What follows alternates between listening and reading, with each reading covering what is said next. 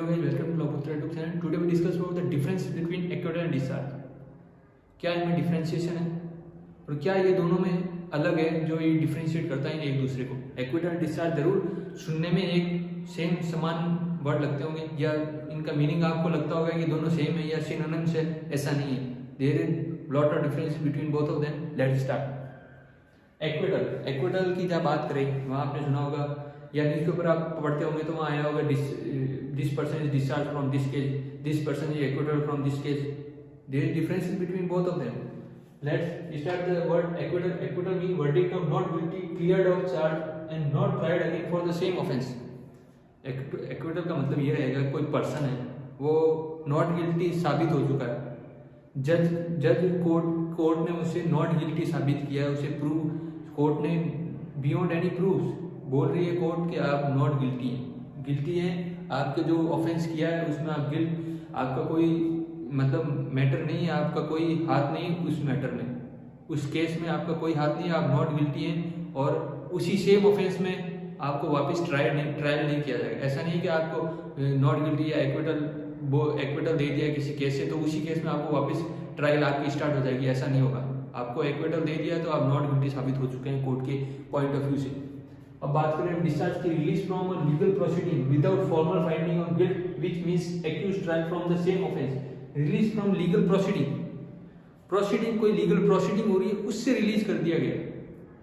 इसमें आप देखें तो इसमें आप एक पॉइंट नोट करिए, ये तो वर्डिक्ट आ रहा है और इसमें लीगल प्रोसीडिंग मतलब कोई प्रोसीडिंग चल रही है, लीगल किसी केस की प्रोसीडिंग चल रही है, उस केस पर उसको रिलीज कर दिया। रिलीज मतलब आप जा सकते हैं without formal finding of guilt. आपका जो गिल्ट है वो फाइंड नहीं हुआ, आपका कोई इसमें गिल्ट फाइंड नहीं हो रहा है, मतलब आपका लग नहीं रहा कि आप इसमें शामिल हैं या आपका इस केस में कुछ रिलेशन है, तो उस केस पर release from the legal proceeding without formal finding which means accused trial from the same offence against. अगर कोई आप साबित होता है गिल्ट साबित होता है तो आपको सेम वापस उसी ऑफेंस में आपको कोर्ट बुलाया जा सकता है, कोर्ट आपके ट्रायल से सकती है, आपको बुलाया जा सकता है उसी केस में। ऐसा आप दोनों में डिफरेंशिएशन है। एक्विटल में तो आप जा सकते हैं कि आप फ्री हैं, आप कहीं भी करो, और डिस्चार्ज में आपके एक मन में रहता है कि मेरे को वापस बुलाया जा सकता है, ये डिस्चार्ज में रहता है। डिस्चार्ज और एक्विटल में ये फर्स्ट डिफरेंशिएशन है और हमने इसकी मीनिंग जाना। अब जानेंगे हम second typical occur after trial. Verdict आएगा, वर्डिक्ट आपको पता है वर्डिक्ट ट्रायल के बाद ही आता है, पहले वर्डिक्ट नहीं आ सकता है, तो ट्रायल चलेगी पूरी, उसके बाद वर्डिक्ट आएगा। उसमें ये साबित होगा कि आपके कोई जो भी आपने केस चलाया उसमें आप वर्डिक्ट साबित नहीं हो, नॉट गिल्टी हैं, तो ये होगा आफ्टर ट्रायल होगा। कैन ऑकर बिफोर ट्रायल, कोई लीगल प्रोसीडिंग चल रही है, ट्रायल स्टार्ट नहीं हुआ है पर लीगल प्रोसीडिंग कोई चल रही है, तो उस प्रोसीडिंग पर आपको ऐसा एक लीगल प्रोसीडिंग होती है ट्रायल से पहले, आप जानते होंगे लोग पुलिस अपने तहकीकात करती है, मिलती है जुलती है, रखती है अपने पास, कस्टडी लेती है, तो ये सब लीगल प्रोसीडिंग है।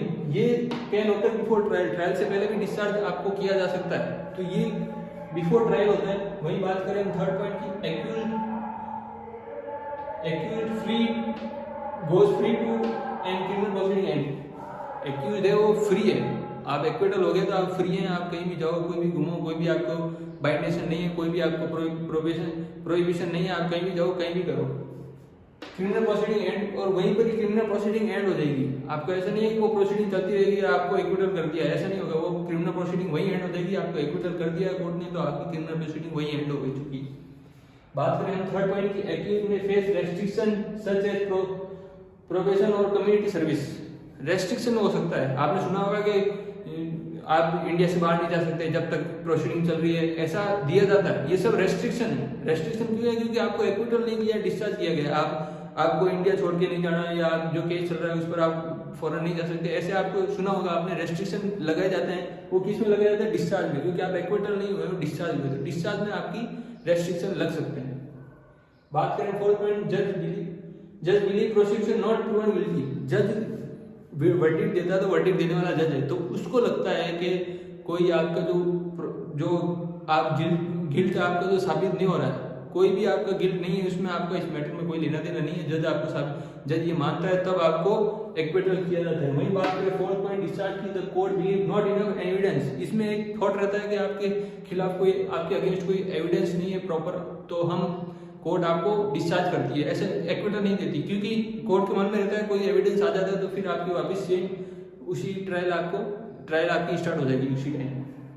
बात करें 3 point occur in criminal trial, verdict आता है, एक्विटल आता है, ज्यादातर ये क्रिमिनल ट्रायल में वर्डिक्ट होता है ये एक्विटल का। बात करें हम डिस्चार्ज क्रिमिनल सिविल प्रोसीडिंग दोनों में आ सकता है, इसमें कोई वो नहीं है कि ये क्रिमिनल नहीं आएगा सिविल में नहीं आएगा, तो ये डिस्चार्ज दोनों में हो सकता है। बात करें 6 पॉइंट